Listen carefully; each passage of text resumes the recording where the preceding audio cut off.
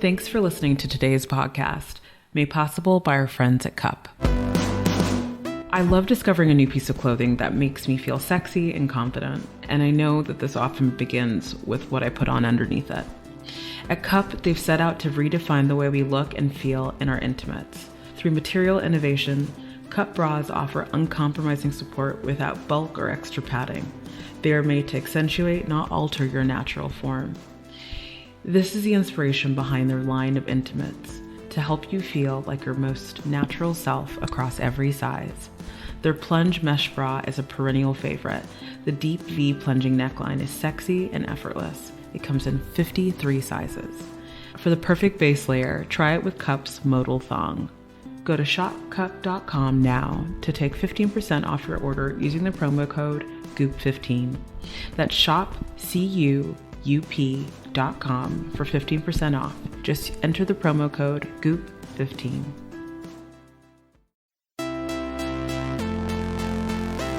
Don't hold anything too tightly. Just wish for it, want it, let it come from the intention of real truth for you, and then let it go.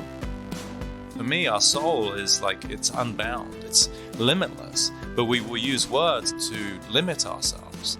When people stop believing that somebody's got your back or Superman's coming, we turn to ourselves, and that's where you become empowered. Courageous participation attracts positive things. I'm Gwyneth Paltrow, and this is the Goop podcast, where we bring together thought leaders, scientists, healers, creatives, and seekers. I'm so grateful to be able to interview these bright minds and share their incredible wisdom with you. And I especially love listening to the conversations that are led by my brilliant co-host and friend, Erica Chitty. Erica is the CEO and co-founder of Loom, and she's been a part of the Goop family since the beginning days. We believe that simply asking questions and listening has the power to change the way we see the world. I'll let Erica fill you in on her guest today. Doctors Julie and John Gottman are renowned marriage experts and co-founders of the Gottman Institute, where they take a research-based approach to relationships. The Gottmans provide couples with the tools to help them get their partnerships back on track. And over the years, they've observed and studied thousands of couples, looking at everything from how they interacted to body language and more. In their new book, The Love Prescription, the Gottmans share on how to cultivate more intimacy, connection, and joy in 7 days.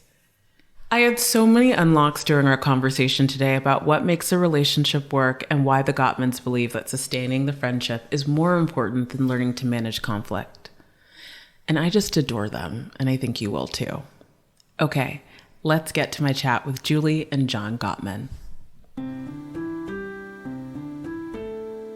I'm so excited to be talking to both of you. I'm so excited about this new book too, because I'm a systems thinker, as both of you are, obviously. And I think your work over the years has provided so many frameworks to thinking about intimacy, to thinking about relationships. And I was so excited by how distilled this new offering is, because I think, you know, in our lives right now, there's never enough time. There's so much overwhelm. And even when we have the best intentions of wanting to make our relationships work, we're just like, how do we find the time?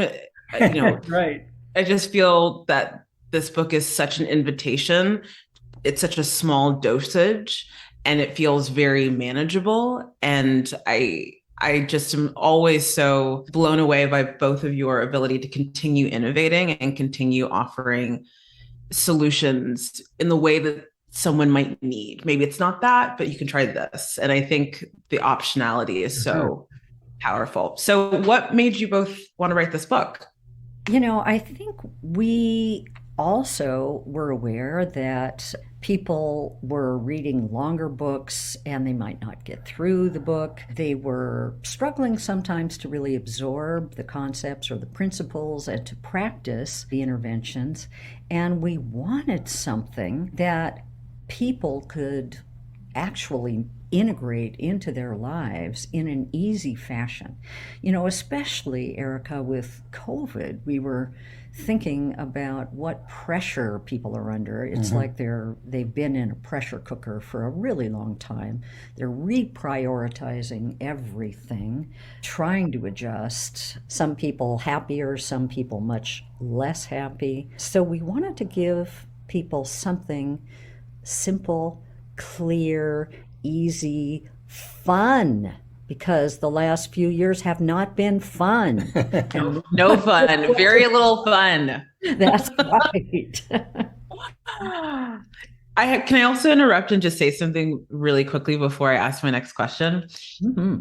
No one who's listening to this can see the two of you, but watching the two of you together it really speaks to what you're talking about physical connection too, because you're not actually touching. There's like a buoyancy between the two of you where you can just tell that there's still physicality and intention in even just how the two of you sit next to each other. And I think that that's something that couples lose over time too. Just how you sit. How are you sitting? Like, what's that feel like? So it's very joyful for me to see it in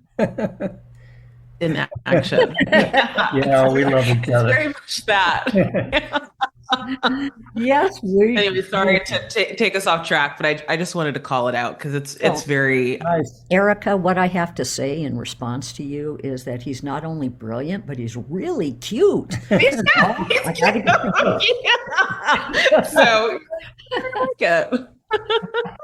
Well, thinking about challenges, so the book talks about how love is more than a feeling. It's a practice, it's an action, and that it's made up of these small moments that both of you have termed these bids of connection. Can you talk a little bit about that? Yeah. So one thing we noticed in our apartment lab, where we had 130 newlywed couples spend 24 hours, was that the moments were filled with these attempts to connect with one another, to get their partner's interest, their partner's attention, partner's emotional support, affection, humor.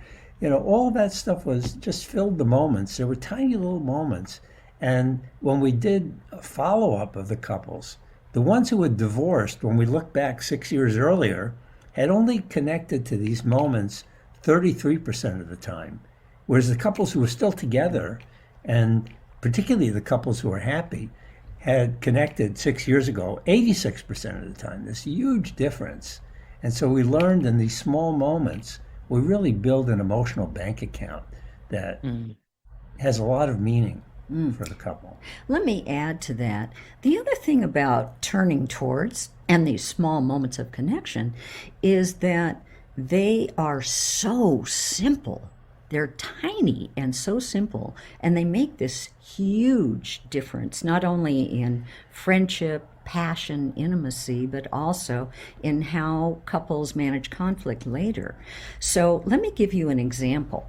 Let's say that I look out the window and I see this beautiful blue jay on a branch, and I say to John, honey, wow, look at that gorgeous blue jay.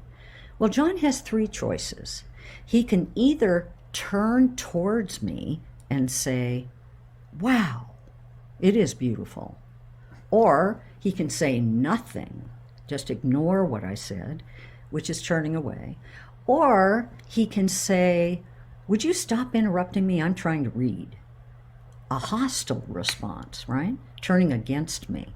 So that little, wow, that's neat, is all it takes to make the difference between friendship, passion, good conflict management, hopefully, and emotional distance, hostility, cut off connection. Yeah, one of the real mysteries that we solved with this turning toward was, there was this question, how do you wind up having a sense of humor about yourself when you're in conflict with your partner? It turned out that couples who have great relationships over time, they have this sense of humor, which when you laugh at yourself, even when you're disagreeing with your partner, reduces physiological arousal. Well, the answer was turning toward. When you turn toward, actually automatically get that ability to laugh at yourself, which is an enormous gift. Yes, I find with my girlfriend, and when we are having arguments, I do tend to get to a giggle apex, where I'm like, are we actually having this argument, And so I really appreciate calling that out, that it does help. I'm curious with turning towards, someone who spent a lot of time with your work over the years, when you answer a bid for a connection and you respond to it positively, especially, in the time that we've been living in this pandemic, where you don't get a lot of time alone, let's say, and you do want to acknowledge, oh, I see that there's a blue jay out in the window, but you also would like to return back to whatever solitude or thing that you were doing. Mm-hmm. How do you kind of negotiate wanting to turn towards, but also still needing time for yourself? Like, how do you kind of manage that? Because I feel like for me, I've always felt a little challenged, especially being someone that, although it doesn't seem like I am, I'm quite introverted. And so I need like quite a bit of like internal time, and sometimes to constantly want to positively respond or to turn towards can feel sometimes like quite a lot. So how do you kind of manage that? Erica, I totally get what you're saying. I'm also very introverted. I also need solitude in order to regenerate. And our days are so demanding that solitude is super important at some point. So when my partner is actually turning towards me, making a bid for connection, let's say, there's several things that I can do if I need solitude at that point. I can say, honey, I would love to talk to you right now, but I'm a little depleted. So do you mind if I just take a little time for myself and then we come back to this so that I have more energy when I can respond to you? Just something like that, something simple.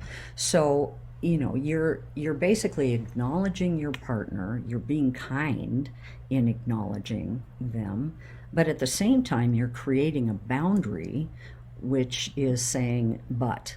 And you want to bring your best self to the relationship.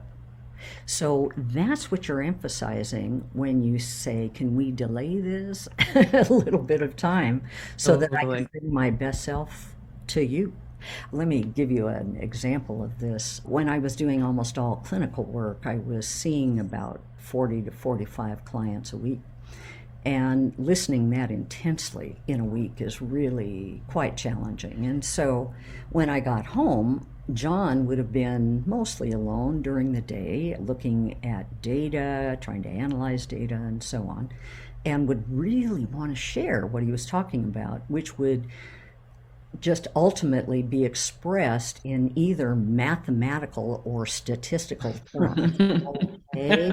So I'm not really great at those anyway, but to listen to that after, seeing 10 hours of clients, I would give him the hand, not the signal you're thinking of, all you audience participants, but just a whole hand held up that signaled, honey, there ain't no brain cells left. I got it. I hated the hand. He did hate the hand. Yeah. I got used to it though. But he had no choice. He had to get used to it. And then I would come back and say, okay, tell me what you discovered today. Because I really was interested. Yeah. I just needed a little regeneration before I listened. We'll be right back. You don't know how amazing a bra can be until you find the one that makes you feel like the best version of yourself. At Cup, they're redefining the way we look and feel in our underwear. Their intimates are made to accentuate your natural form so that you feel confident throughout the day. They've engineered their silhouettes with supportive fabric and innovative design, factoring in the way each piece fits across every size. Their plunge mesh bra is a favorite. It comes in a pared down silhouette for effortless and uncompromising support. The deep V neckline is naturally flattering, plus it's sheer and unlined. The power mesh is supportive without the weight, and the thin underwire is flexible, so no digging or poking. Cup's modal thong is luxuriously soft and comfortable. Together, they make a great pair. Go to shopcup.com now to take 15% off your order using promo code GOOP22. That's shopcup.com for 15% off. Just enter the promo code GOOP22. And now, back to the conversation. So what really strikes me about what you shared, and I'm opening my book and what I'm currently negotiating in my relationship, is when I hear you say, Julie, that you would give him the hand, but then you would come back and you would say, okay, I want to listen now. To me, like, two things seem to be happening. One is what you both talked about, this like deposit, over time, there's been enough, positive, responses to the bids for connection. So the bank is pretty full, generally full. So it's okay to say, I need that time. But then also, I think on your side, John, is this idea that you are giving her the benefit of the doubt that she actually does want to engage with you. There's some trust and there's been something put in, so that kind of withdrawal is okay, that temporary pullback is okay. Yeah, I know. What happens when there's enough emotional money in the bank? I remember this one time when I was angry at Julie, and I went off by myself to kind of nurse a grudge against her. And I kind of enjoyed that. I thought, wow, how can she treat me this way? And my own mind wouldn't let me do it. My own mind said, you're nursing a grudge against the woman who took care of you last week when you were sick. The woman who brought you tea, the woman who really loves you as you are. And I go, shut up, I'm trying to nurse a grudge. My own mind wasn't letting me do it.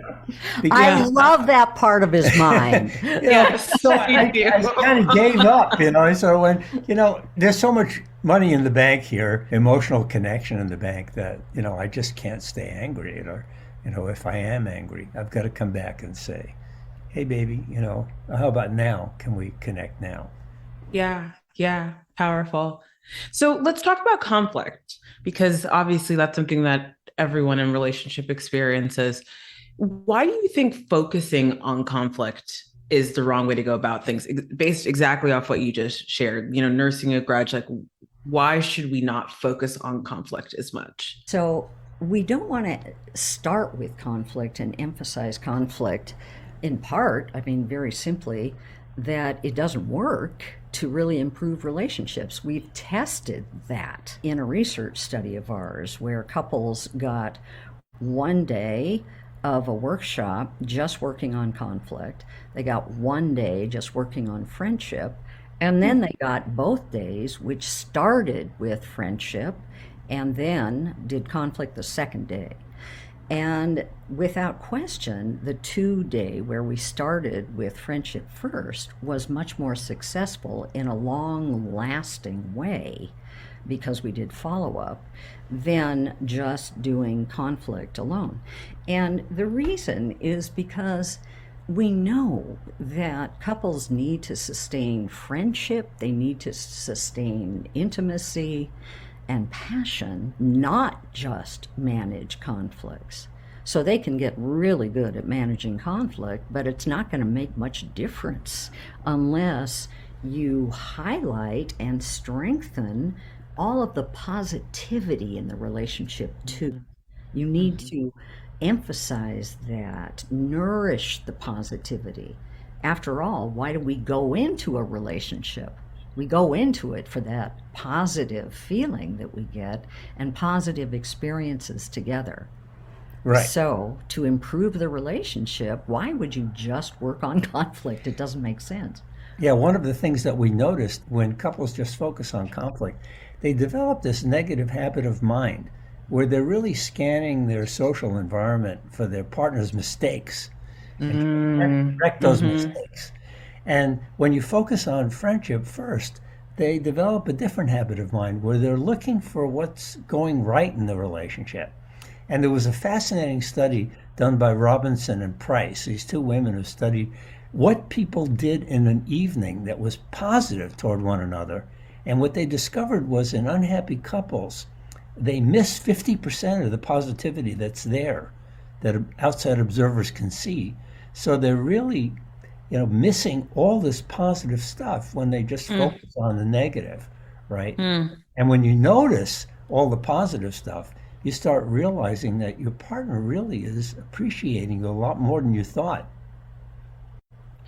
That's so powerful. And I think this idea of really noticing what's right in your relationship and what is positive and what brings you there is such a powerful practice because, I went through a really big relational shift over the past, I'd say like 16 months or so.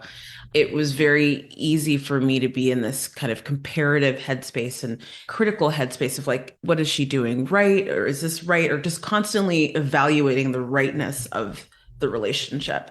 And I think that it's so much easier to be there oftentimes because our world is and our culture is kind of so negatively wired. There's so much constant external evaluation going on, punitive evaluation going on. And so I think the permission that you're kind of setting up here, you're allowed to look at your relationship and ask yourself, what's really great here? For me, that's an unlock in this conversation. Just be there more often versus in this deficit headspace.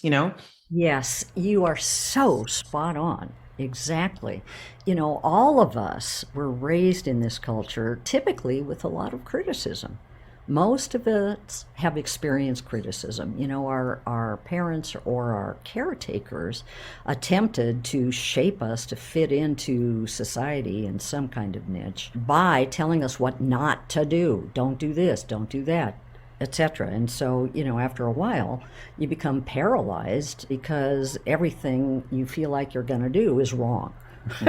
And so then what do you do in your adult relationship? Well, you can feel the same way. You can feel, especially if your partner doesn't express appreciation for all the positive things that you attempt to do to please your partner. If you don't hear appreciation, you begin to think, I'm not enough. Just like my parents or caretakers told me I'm not enough. And Exactly. you get rejected any minute and you start looking for it, right? You start looking for it. And if your partner has a moment where they say, can I have a little solitude first? You're going to hear that as, oh, she doesn't want to spend time with me. She doesn't like me. I'm just a drag to her. I'm a burden. She doesn't want me. What am I doing here? You start thinking like that when that old message, all the messages we've gotten from school, from family, from society, God, a million messages. You're never perfect enough, right? So that's what you bring into the relationship. Not to focus too much on conflict, but I would like to just tap in and ask the both of you, how do you advise navigating a charged conversation or when conflict is coming up? What are ways to support the relationship even when there is conflict? God. Well, we're writing another book about that. That's going to be the next book that comes out, actually. What an opportune moment. So we actually have blueprints, literally, what have successful couples shown us? We've studied 3,000 couples. Some of them had long-lasting relationships, some didn't and split up or were unhappy. So what were the successful couples doing during their conflicts? And a couple of things that they did that were so important is, one, describe themselves. They described their feelings about the situation, and they talked about what they needed from their partner. And in particular, they mentioned the positive need, not the negative need. And what I mean by that is the positive need is, how can your partner shine for you? What can they do to shine for you, to make you feel loved and important and valuable? What can they do for you? And you say what you need rather than the negative need, which would be, stop doing this, don't do that, don't leave messes, don't be lazy, don't be selfish, right? which always hurt and make the other person want to withdraw or be defensive. So we saw positive results when couples describe themselves, not describe their partners. And the other big thing that they did is they really worked hard to understand their partner's point of view before they worked on a solution or a compromise. And they did that by asking each other big questions like, okay, so with your position on this issue, is there any childhood or background history here that plays a part in your position on this? Are there a set of values or beliefs or ethics that guide your position on this? What's your underlying purpose for this particular attitude towards this problem? So listening, just listening to understand at a deeper level, created huge breakthroughs in people being able to manage even gridlocked issues. Yeah, we found 87% of couples using those questions could actually, using just 6 questions, could actually make breakthroughs on problems that have been gridlocked in the relationship for years. We'll be right back. La Mer is a leader in luxury skincare with a heritage that started over 50 years ago. At La Mer, they understand that the way our skin looks and feels depends on a lot of different factors. And as we live our lives, the effects from pollution and other environmental stressors can all start to show up on our skin. That's why protecting your skin and addressing your needs with great skincare can really make a difference. La Mer answers this need with its best-selling and most potent barrier serum, the Concentrate. The Concentrate, an award-winning formula, strengthens the skin barrier and works to defend it against pollution, microdusts, and other daily irritants. It contains a super concentrated form of La Mer's miracle broth, made from self-regenerative giant sea kelp. The Concentrate not only hydrates and visibly calms skin, but it also strengthens its barrier so that it can return to its ideal state of renewal and repair, leaving visibly soothed, protected, and healthy-looking skin. When used before dermatological treatments like professional strength peels and certain lasers, the Concentrate also helps prep the skin and boost barrier recovery. The Concentrate is all about bringing skin back to its own center of balance. When we give our skin a chance to rest and repair, we can help recharge it to its fullest potential. Discover the Concentrate, La Mer's most potent barrier serum. Head to cremedelamer.com and enter code GOOPLM to receive a deluxe mini duo of the Concentrate and Creme de la Mer with any eligible $100 purchase. And now, back to the conversation. Yeah, well, very excited about that next book. Curious, though, thinking about gridlocks in relationships. Let's talk a little bit about physical touch, because it's often one of the first things that couples lose. What do you both see as the biggest roadblocks to intimacy between partners? And what do you think helps increase that? Yeah, there was this great study done by the Sloan Center at UCLA.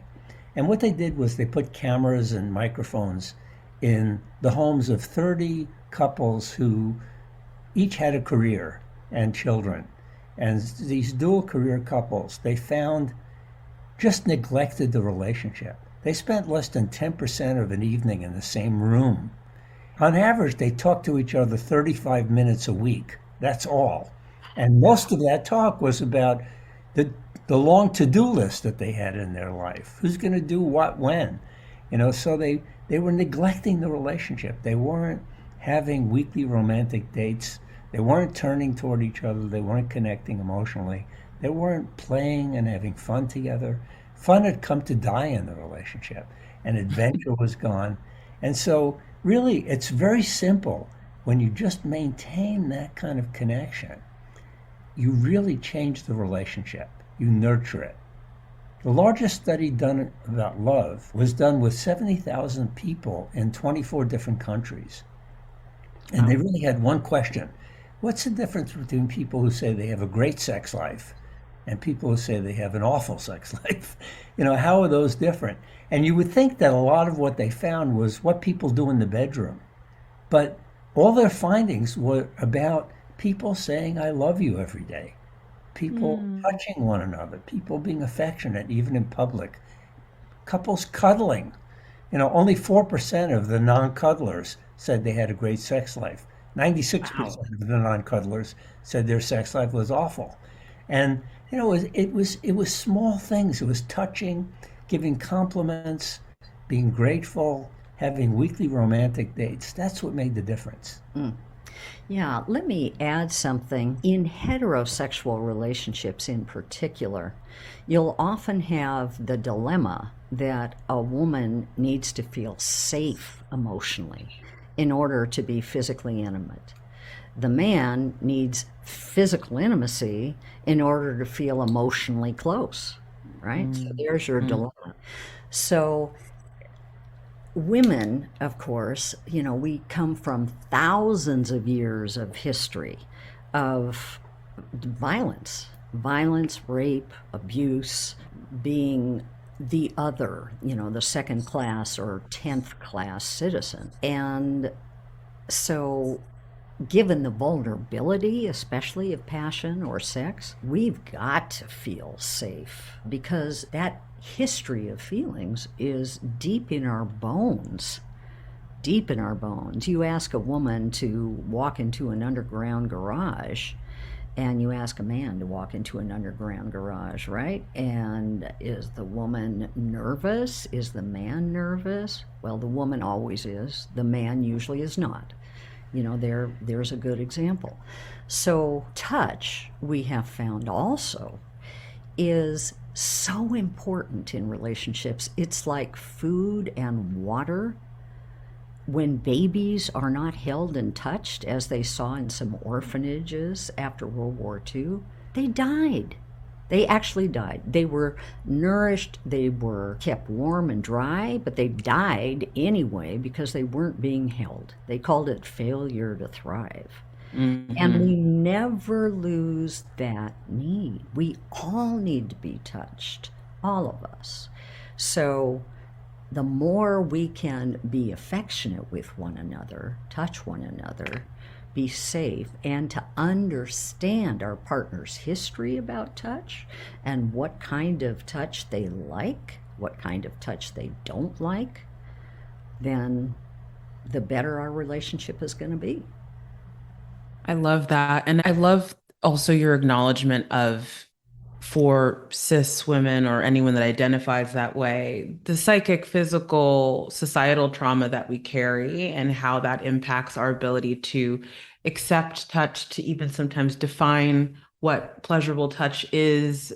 There's all of these components. And so I think that that call out is really important. And then that encouragement also to just talk about what feels good. I think that's something, my girlfriend and I are always talking about. I always like to talk about sex and how did it feel and that feel good for you and what's working, because it's just us. So let's try and figure it out. Otherwise, what's the point, I'd love for both of you to just actually take us through the 7 days, though, very briefly, what those points are in terms of, in a week, how do you do it? How do you bring that vitality back to that relational space? Well, let's see. Well, the first thing is just contact. So what is contact? Contact means being in touch with our partner, connecting with our partner, actually recognizing their existence, talking to them, just opening up and talking to them. And of course, there's some vulnerability to that, right? Presenting yourself to your partner as you really are, not on your best behavior or not withdrawn and isolated, but making contact with your partner. That's one very important piece. Another important one is what we call love mapping. And love maps, in a nutshell, mean how well do you know your partner's internal world and how well does your partner know yours?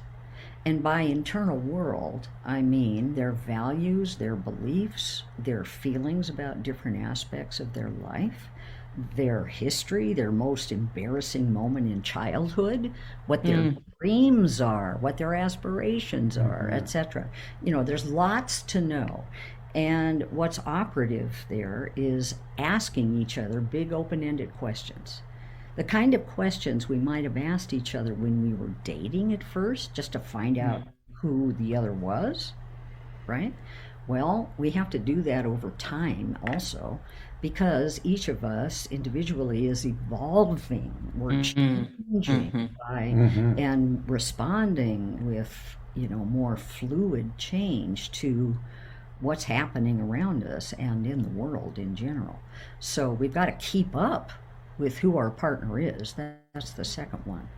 The third one is fondness and admiration. And what we mean by fondness and admiration is not only feeling respect for our partner, care for our partner, noticing what's special about our partner, but it's also the words coming out of your mouth, dropping from your lips, not just being held inside your brain. Gosh, that was really a nice moment we just shared. She's so wonderful. Not saying anything. Yes, because it's always happening inside. You need to say that. It's very tender when you acknowledge those moments. It's like, and that goes a long way. It sure does. But the other thing too, Erica, is it takes courage. It takes courage. You have to be brave to say, "You mean so much to me. I love you." Because you're handing that person your open self. And of course, they can choose to hurt you if they want to. And hopefully, they're not going to do that. But the vulnerability it takes to say, "I love you," is really showing your underbelly to that person. The most tender part of you. That was a perfect word for it, the tenderness of it, those feelings. So, saying it, expressing it in all kinds of ways, the more the better, every single day, is terrific.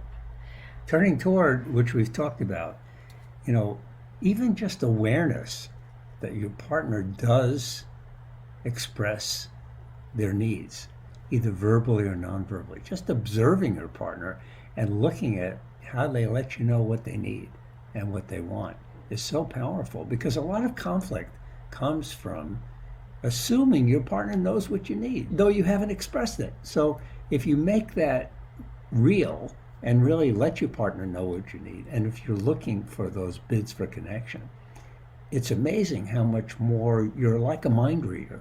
You're able to really know what's going on around you. You're not blind to it. You don't take it in the neck, because you know what your partner feels and needs. You're talking about it. Great. Totally. Yep. So another is touch and sex. So we've talked about that a little bit and how important touch is. And, even if you're not comfortable with erotic touch, affection goes a long way towards helping bonding with your partner. Every time you touch for, let's say, hugging for 20 seconds, you are releasing oxytocin, which is the hormone of bonding in both your partner and yourself, which feels great. It's also the hormone of trust. Yep. So Paul Zak, who wrote a book called The Moral Molecule and studies the trust game, and turns out that when people, spray oxytocin up their nose, or if they hug for 20 minutes or kiss for 6 seconds, they also get the same effect. They build more trust and more connection automatically. That hormone of connection is true for all mammals, and you and your dog as well. When you look into your dog's eyes, you're both secreting oxytocin. You build trust through this connection. Another thing that we talk about in the book is really saying thank you. And, building gratefulness and creating a culture of appreciation in the relationship, even over small stuff like Thanks for making the bed. Thanks for getting the coffee. Just these small things where you really are noticing what your partner's doing and just saying thank you and appreciating it can be very powerful in a relationship. Right. And then the last thing is dreams, really sharing your own dreams with each other. How often do we do that? Again, that's really vulnerable because many times we may have talked about our dreams in the past and somebody said, forget about it.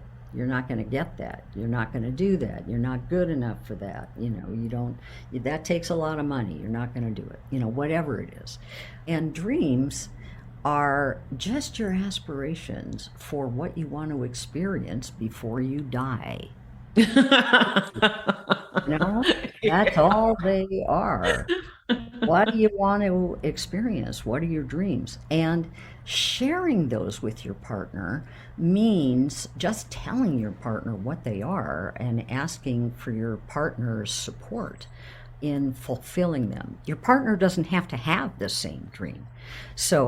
But it's great if they tell you what their dreams are. So I'll give you an example. I had the dream to go kayaking as close to the Arctic North Pole as I could.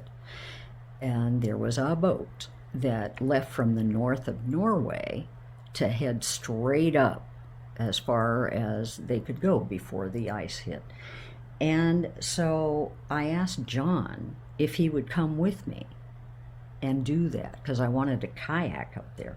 Well, John hates cold. John has to have the thermostat at 72, otherwise he's comfortable, right? So it's definitely not 72 up in the Arctic. God bless him, he went with me. And he stayed indoors. He's a classic indoorsman. He has clothes for being an indoorsman, and he sits in his red leather chair, and there's a little lever he can pull. That's his athletic activity. Lever, and then he can read physics and math, and that's his dream. Well, that sounds a little different, but he went with me to the Arctic and he sat inside, right? And he read whatever he wanted to read, 1,000,000 British mysteries, right? And I went kayaking with 10 other people in the Arctic and would come back really excited and happy after the day. And he was excited and happy to share who did it in the mystery books he was reading. So, we had a wonderful time. That's an example of sharing your dreams and fulfilling each other's dreams, even if the dreams are the opposite, even if they're your nightmare. I can't tell you how much I love this story and have just loved this conversation because what you two just described is true compromise, right? To me, there's such beauty in acknowledging that you are very different, but then there are these component places, obviously relationally and, intellectually, where you both deeply overlap. But I think at least my experience is that our culture really exalts this idea of like sameness in couples or couples who are like a power couple, and we cycle together and we do this together and we do that together, and it's like, right, it does exist, totally exists, but it more or less it's a fallacy. Oftentimes there's deep divergence and we don't talk enough about how to nurture that. And so I just love hearing that he came and he didn't go outside. He was just like, I'm doing my own thing. We meet over dinner because we both love food. We love food. Yeah, exactly. And but I feel like that story in itself, as all of your work is just permission to be different, permission to find where there are points of, cohesion, but that the love between you allows you to make that compromise. The interesting thing is that we're not attracted to our clone. We're not attracted to people who are just like us. We're attracted to people who are different in interesting ways. That's where romance develops. In fact, the limited research that's been done on this shows that women are most attracted to men, heterosexual couples, who are genetically most different from them in the immune system. The genes of the immune system. And those are the pheromones that women find more attractive. And they actually like those people better when they meet them. So, we're not looking for our clone. We're looking for something very different, particularly women are, who, are thinking logically about partners. And we make the mistake when we get together of trying to convert this person to us, make them like us. And that always fails. I'm so glad that you brought this point forward. How do you curb that desire to want to clone your partner or make them like you? How do you really nurture your difference and not see your difference as a problem, especially over time, like later, post the limericide? How do you celebrate the difference? How do you nurture that difference? Well, again, it circles back to what is your partner doing right? So, if you're hearing from your partner exactly what you already know, what you already feel, what you already think, whoop-de-doo, it's just a duplication of you. But if your partner is thinking differently and you take the time to really understand, then what you are receiving enriches you. Yeah. It's enriching to you. Can I tell a story about that? I grew up in New York City, so for me, nature was, you take a subway to Central Park, put the blanket down on the grass, you have a picnic, and then you go home and you wipe the nature off before you go inside.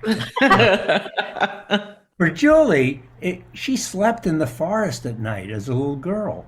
And the differences were so big between us that we had a big argument because she wanted to buy a cabin in the woods, a little cabin. And I thought, no way, we're not doing it.